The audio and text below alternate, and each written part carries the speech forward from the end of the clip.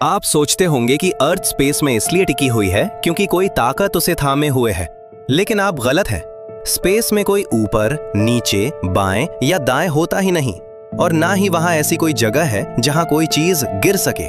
गिरना, ये सोच ही एक तरह का इल्यूजन है जो हमें बचपन से सिखाया गया है।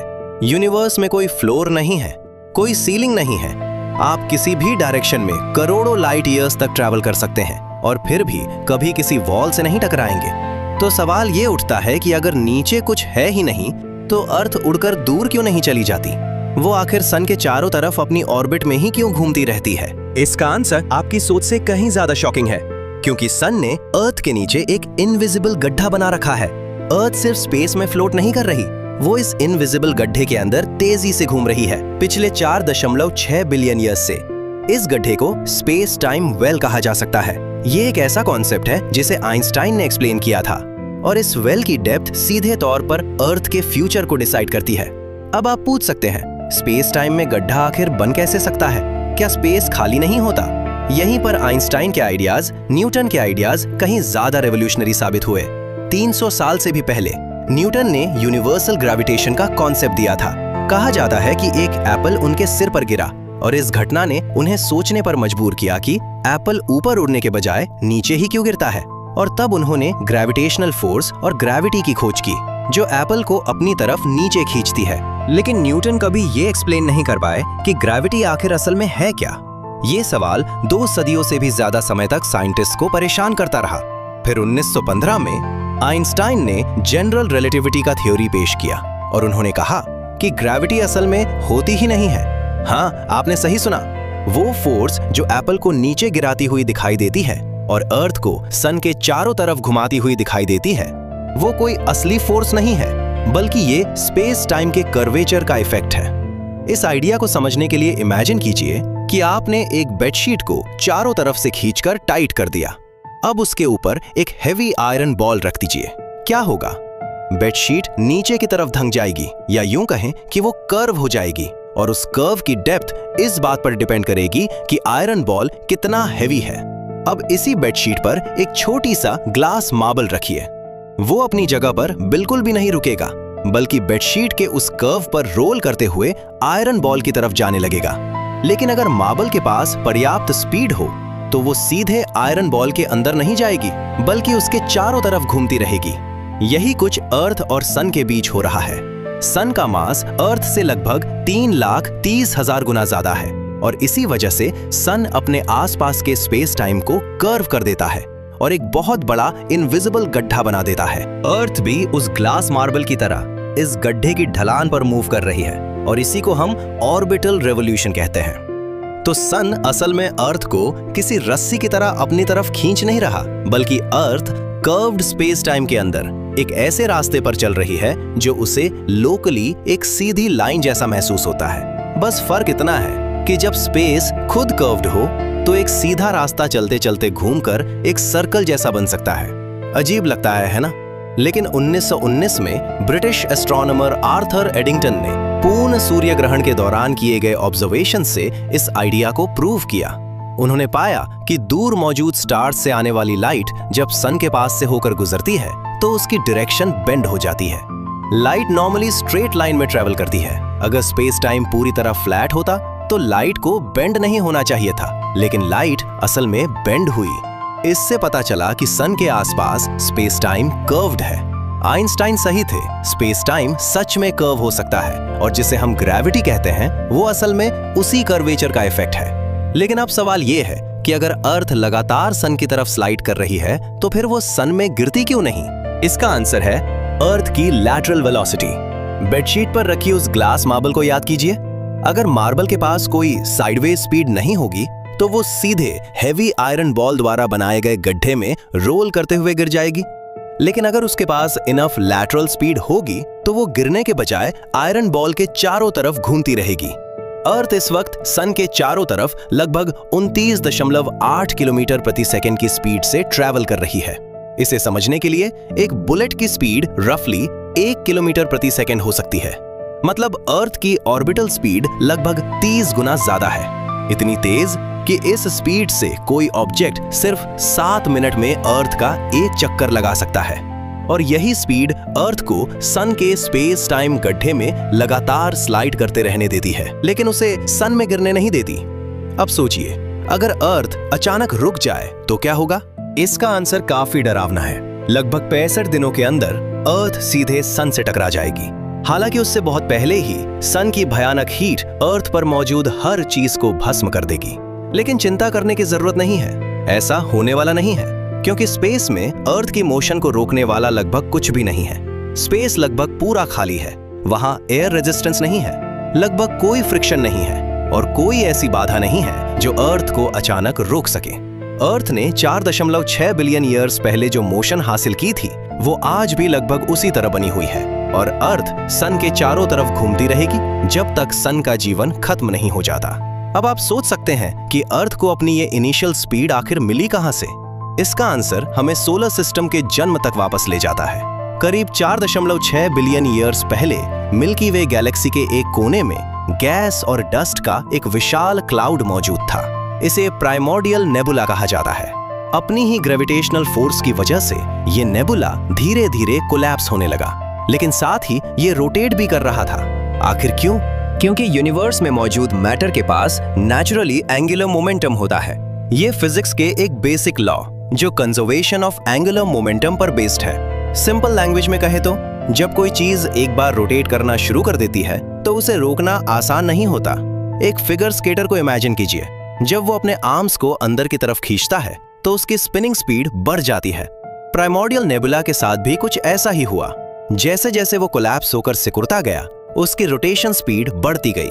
आखिरकार उसके सेंटर में सन बना और उसके आसपास बचा हुआ मटेरियल धीरे धीरे प्लैनेट्स में बदल गया, जिसमें अर्थ भी शामिल थी। अर्थ को उस नेबुला की रोटेशन विरासत में मिली, यानी अर्थ अपने जन्म के समय से ही मोशन में थी। यही अर्थ की इनिशियल स्पीड का असली कारण है। उसे किसी ने बाद में जाकर पुश नहीं किया था, वो अपने जन्म के पल से ही घूम रही थी। लेकिन सिर्फ स्पीड होना ही काफी नहीं था। अर्थ पिछले 4.6 बिलियन ईयर्स से एक स्टेबल ऑर्बिट में इसलिए बनी हुई है क्योंकि उसने सन के साथ एक बेहद डेलिकेट बैलेंस बना रखा है। अगर अर्थ बहुत तेजी से मूव करती तो वो सन की ग्रेविटेशनल पकड़ से बाहर निकल जाती और एक आवारा प्लैनेट बनकर डीप स्पेस में भटकती रहती। आखिरकार वो ठंड और अंधेरे में एक डेड वर्ल्ड बन जाती। और अगर अर्थ बहुत धीरे मूव करती तो वो सन के बनाए हुए स्पेस टाइम कर्वेचर में और अंदर खिंचती चली जाती और आखिरकार सन में गिरकर एक आग के गोले में बदल जाती। सिर्फ सही स्पीड की वजह से अर्थ ना तो दूर उड़ कर गई और ना ही सन से टकराई, बल्कि वो लगातार सन के चारों तरफ घूमती रही। लेकिन ये परफेक्ट स्पीड आखिर आई कहां से? इसका आंसर थोड़ा टेढ़ा है। ये कॉस्मिक नेचुरल सिलेक्शन का नतीजा था। जब सोलर सिस्टम बन रहा था तब उसके आसपास अनगिनत टुकड़े और एस्ट्रॉइड्स मौजूद थे जो बहुत तेज मूव कर रहे थे। वो सोलर सिस्टम से बाहर निकल गए और जो बहुत धीरे मूव कर रहे थे वो सन में गिर गए। सिर्फ वही ऑब्जेक्ट्स आज तक सरवाइव कर पाए जिनकी स्पीड और डायरेक्शन सही कॉम्बिनेशन में थी। अर्थ भी इसी ब्रूटल कॉस्मिक सिलेक्शन की सर्वाइवर है। करीब 300 साल पहले न्यूटन ने एक थॉट एक्सपेरिमेंट के जरिए इसी प्रिंसिपल को एक्सप्लेन किया था। उन्होंने इमेजिन किया कि एक बहुत ऊंचे माउंटेन के ऊपर एक कैनन गन रखी गई है और उससे एक कैनन बॉल को होराइजन की डायरेक्शन में फायर किया जाता है। अगर कैनन बॉल की स्पीड कम होगी तो वो एक आर्क बनाएगी और वापस अर्थ की सरफेस पर गिर जाएगी। अगर स्पीड थोड़ी और बढ़ा दी जाए तो उसका आर्क और लंबा हो जाएगा। लेकिन अगर स्पीड 7.9 किलोमीटर प्रति सेकंड तक पहुंच जाए तो कैनन बॉल का पाथ अर्थ की कर्वेचर के साथ मैच करने लगेगा। दूसरे शब्दों में कैनन बॉल लगातार नीचे गिरती रहेगी लेकिन कभी ग्राउंड से टकराएगी नहीं, क्योंकि अर्थ गोल है। और जैसे जैसे कैनन बॉल नीचे गिरती है अर्थ की सरफेस भी उसके नीचे से कर्व होती जाती है। इसलिए कैनन बॉल कभी सरफेस तक पहुंच ही नहीं पाती और वो अर्थ के चारों तरफ ऑर्बिट करने लगती है। यही कॉन्सेप्ट फर्स्ट कॉस्मिक वेलोसिटी को समझने का बेस है और यही बेसिक प्रिंसिपल अर्थ की सन के चारों तरफ ऑर्बिट को भी एक्सप्लेन करता है। अर्थ लगभग 30 किलोमीटर प्रति सेकंड की स्पीड से मूव करती है। सन की ग्रेविटी की वजह से वो लगातार उसकी तरफ गिर रही है, लेकिन उसी वक्त वो सही डायरेक्शन में भी आगे बढ़ रही है और इसका रिजल्ट ये होता है कि अर्थ कभी भी सन से टकराती नहीं। एक तरह से देखें तो अर्थ लगातार गिर रही है, बस उसके गिरने की डायरेक्शन हर पल बदल रही है और इसी चेंजिंग डायरेक्शन की वजह से एक एलिप्सिकल पाथ बन जाता है। अर्थ की ये ऑर्बिट बेहद स्टेबल है साइंटिस्ट ने इसकी एक्सेंट्रिसिटी लगभग 0.017 कैलकुलेट की है। मतलब ये ऑर्बिट लगभग एक परफेक्ट सर्कल जैसी है। हालांकि ये स्टेबिलिटी हमेशा के लिए नहीं रहने वाली। असल में अर्थ हर साल लगभग 1.5 सेंटीमीटर की स्पीड से सन से दूर जा रही है। इसके पीछे कई कॉम्प्लेक्स रीजन्स हैं, जिनमें मुख्य रूप से सन का मास लॉस और टाइडल फोर्सेस शामिल है। लेकिन चिंता करने की जरूरत नहीं है। इस रेट से 100 मिलियन ईयर्स में भी अर्थ सिर्फ लगभग 1500 किलोमीटर दूर जाएगी। इतनी दूरी का अर्थ के टेम्परेचर पर लगभग कोई सिग्निफिकेंट इफेक्ट नहीं पड़ेगा। असल चिंता की बात कुछ और है, और वो है सन की उम्र। लगभग 5 बिलियन ईयर्स बाद सन अपने रेड जायंट फेज में एंटर करेगा। उस समय वो अपने करंट साइज से 200 गुना से भी ज्यादा एक्सपैंड हो सकता है और मर्क्यूरी और वीनस को निगल जाएगा। हो सकता है कि अर्थ सीधे सन के अंदर न जाए, लेकिन तब तक ये एक झुलसी हुई बंजर दुनिया में बदल चुकी होगी। उस समय अर्थ चाहे सन के चारों तरफ ऑर्बिट करती भी रहे, लेकिन यहाँ लाइफ के लिए कंडीशंस पूरी तरह खत्म हो चुकी होंगी। हालांकि ये सब अभी लगभग 5 बिलियन ईयर्स दूर है। फिलहाल हमारे सामने एक अलग सवाल है, हमें अर्थ की मूवमेंट आखिर महसूस क्यों नहीं होती?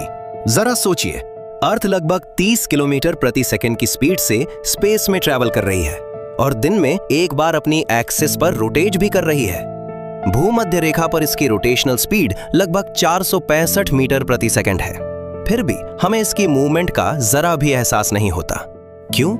क्योंकि हम अर्थ के साथ साथ मूव कर रहे हैं और ये मोशन लगभग यूनिफॉर्म है। ट्रेन या एरोप्लेन में ट्रैवल करने का एक्सपीरियंस याद कीजिए। जब ट्रेन एक कांस्टेंट स्पीड से चल रही होती है तो आप आराम से कंपार्टमेंट के अंदर चल सकते हैं। आपको अपनी स्पीड का कोई खास एहसास नहीं होता, लेकिन जैसे ही ट्रेन एक्सेलरेट या ब्रेक करती है, आपको तुरंत मूवमेंट महसूस होती है। आपको पीछे की तरफ धक्का महसूस होता है या फिर आगे की तरफ झटका लगता है। अर्थ के साथ भी एग्जैक्टली यही हो रहा है। अर्थ का रोटेशन और रेवोल्यूशन लगभग यूनिफॉर्म है। इसमें कोई बड़ा एक्सेलरेशन नहीं है, इसलिए हमें इसकी स्पीड महसूस नहीं होती।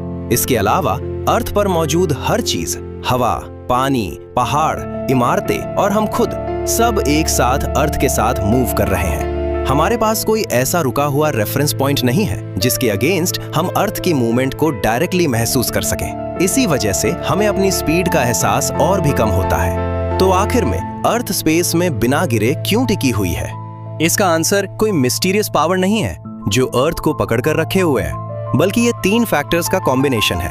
पहला, यूनिवर्स में कोई एब्सोल्यूट ऊपर या नीचे नहीं होता, इसलिए गिरने का कॉन्सेप्ट अपने आप में यूनिवर्सल नहीं है। दूसरा, सन का मास अपने आसपास के स्पेस टाइम को कर्व कर देता है और अर्थ जब इस कर्व्ड स्पेस टाइम में मूव करती है तो उसका नेचुरल पाथ एक ऑर्बिट जैसा बन जाता है। और तीसरा, अर्थ के पास पर्याप्त लेटरल वेलोसिटी है, यानी सन की तरफ गिरते हुए भी वो लगातार साइडवेज डायरेक्शन में आगे बढ़ती रहती है और इसी कॉम्बिनेशन की वजह से एक स्टेबल ऑर्बिट बनती है।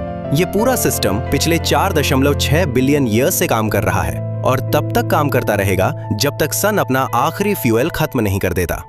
हम इंसान इसी छोटे से प्लैनेट पर रहते हैं जो स्पेस में अनबिलीवेबल स्पीड से आगे बढ़ रहा है। हर सिंगल सेकेंड हम लगभग 30 किलोमीटर की स्पीड से यूनिवर्स के थ्रू ट्रैवल कर रहे हैं और हर साल हम अपने ब्रह्मांड की जर्नी में एक और चक्कर पूरा कर लेते हैं। ये कोई मिरेकल नहीं है, ये बस फिजिक्स के लॉज हैं। लेकिन शायद सबसे अमेजिंग बात यही है कि इन्हीं कोल्ड और इनविजिबल फिजिकल लॉज ने हमें एक वार्म होम दिया है, एक ऐसा प्लैनेट जहां हमें जिंदगी मिली, जहां से हम रात के आसमान की तरफ देख सकते हैं और यूनिवर्स के अनगिनत मिस्ट्रीज के बारे में सोच सकते हैं। और शायद यही इस पूरी कहानी की सबसे इनक्रेडिबल बात है।